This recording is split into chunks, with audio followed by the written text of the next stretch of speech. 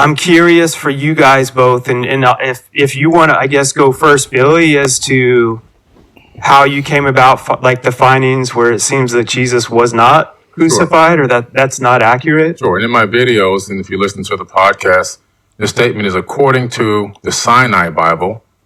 Okay, according to the Sinai Bible, Jesus wasn't crucified in that Bible. That Bible predates the King James Version of the Bible, and the text there actually is about 12 to 14,000 differences between the Sinai Bible and the King James Version of the Bible, which came much later.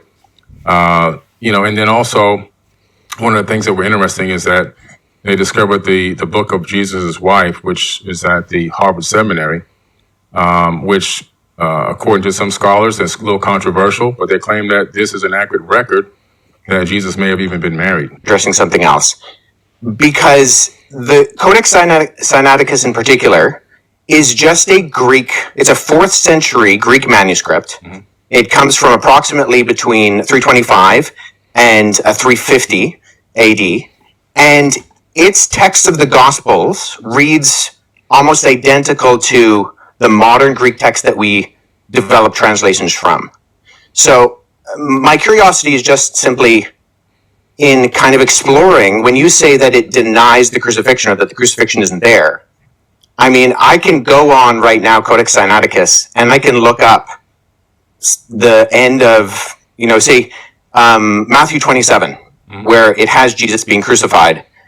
And that's in Codex Sinaiticus, or, the John 19, or any of the other ones. So I think my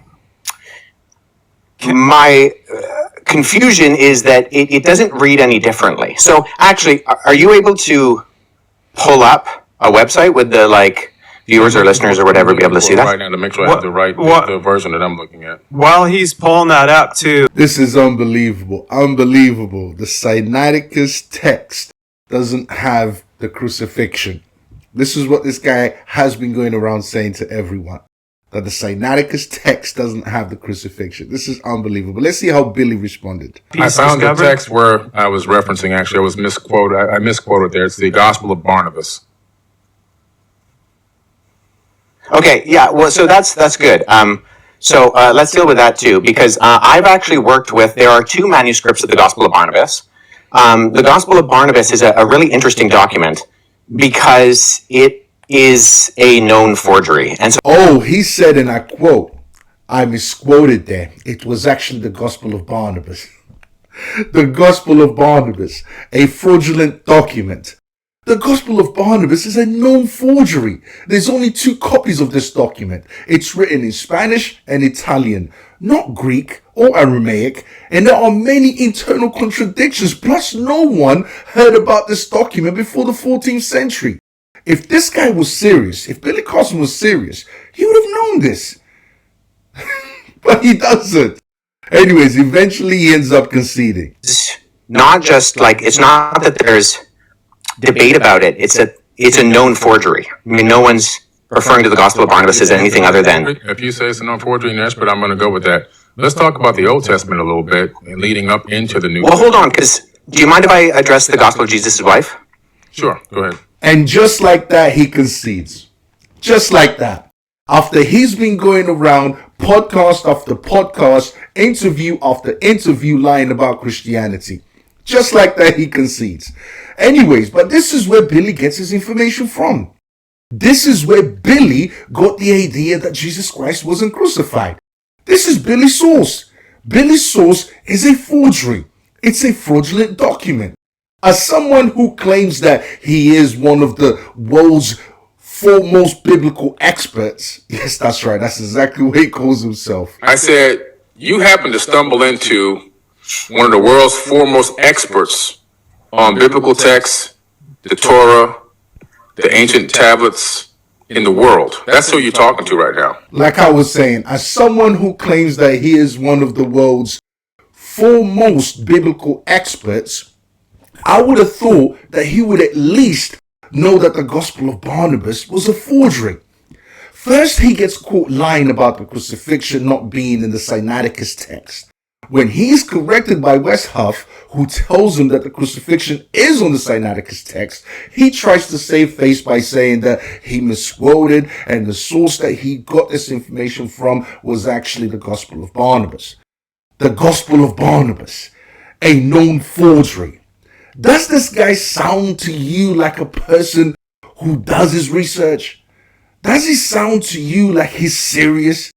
Does this guy sound like someone who you would trust to tell you the truth?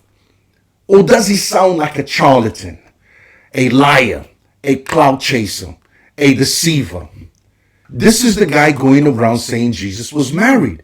Jesus was not crucified, making wild claims. Personally, I think he does it because he knows he's going to get people's attention by making false, wild Christian claims. Why? Because the secular world is increasingly becoming more and more anti-Christian. You've got the atheists, the Muslims, the agnostics, you name it. It's a fact that all these non-Christian groups all have one thing in common. They all hate Christianity. They are all anti-Christian. My issue with guys like Billy Carson is that they use Christianity to gain clout.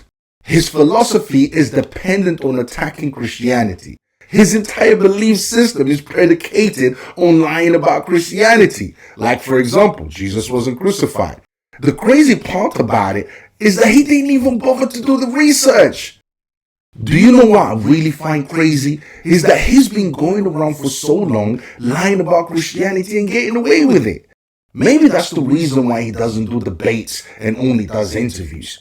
Maybe he knew all along that once he did a debate, he would be exposed. So if he has been avoiding debates, it means that he knew all this time that he's been lying. And that is scary. To go around knowingly lying to people in order to mislead them is crazy. Billy Carson has 1.3 million subscribers. This is how many people follow him. But I don't just blame him. I also blame the people he misled. Why don't they do their own research? Why don't they question Billy's claims more? And I think one of the reasons why people are happy to follow blindly is because they already accepted the lie in their own hearts. So all they are looking for is a mouthpiece to voice what they already agree with. And in this case, it's Billy. I bet every single subscriber in Billy Carson's channel already hates Christianity. This is why when Billy says stupid, ridiculous comments like Jesus wasn't crucified, they don't bother to find out if what Billy's saying is the truth or it's a lie. So what's the solution? Question everything. Learn to put your biases to the side when searching for the truth. Don't trust easily. Get a second opinion. Hear the other side of the argument. And do your own research. That's the solution, people. Okay? Anyways, guys, I hope you enjoyed the reaction. Don't forget to comment, like, and subscribe.